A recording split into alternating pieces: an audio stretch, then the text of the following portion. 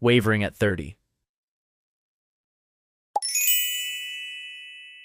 There are times when I ask myself, what am I even here for? I wasn't born into a well-off family.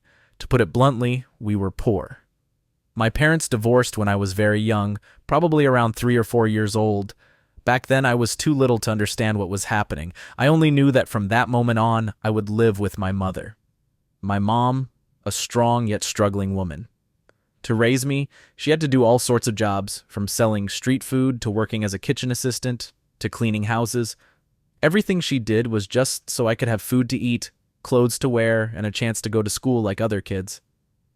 Then I grew up, stepping into my late teens with big dreams and a burning belief in the future. I used to think I would make a lot of money, live in a big, beautiful house, eat the finest, most expensive food, and, most importantly, take my mother around the world to make up for all the hardships she had endured.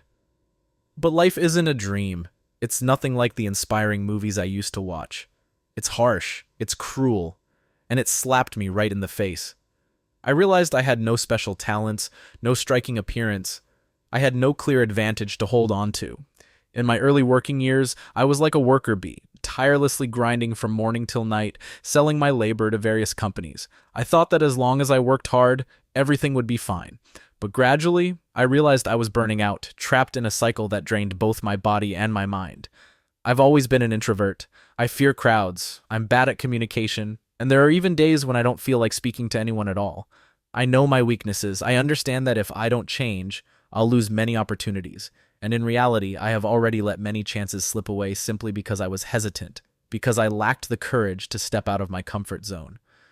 One time, after a long, exhausting day, I came home and saw my mother quietly eating alone in our old, shabby house, surrounded by nothing of real value. That image broke my heart. I stood there, watching her, and suddenly burst into tears. I cried because I felt so useless.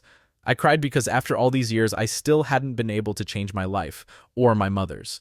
I cried because I wished I were more talented, stronger, and braver. After that day, I was determined to change. I worked harder, learned more, tried various jobs to earn at least some money, so I wouldn't feel so worthless. Just when I thought things were finally getting on track, COVID hit. The pandemic swept my dreams away. Everything I had built crumbled back to zero. Once again, I had to start over from scratch. Now, I can say that things are somewhat stable. I have control over my life.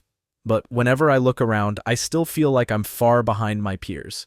Some have bought houses, cars, and built solid careers. Meanwhile, I'm still struggling. The constant chase for money has pulled me away from even the simplest things in life. There were times when I collapsed under the very dreams I had built for myself. And then I turned 30. I looked back at my journey and asked myself, what have I accomplished? Well, I have a wife. She's way more amazing than I am. She's more mature than me, even though she's 5 years younger. Sometimes we joke with each other. If only we won the lottery, you'd never see us on social media again. Now I'm about to become a father. And to be honest, I'm terrified.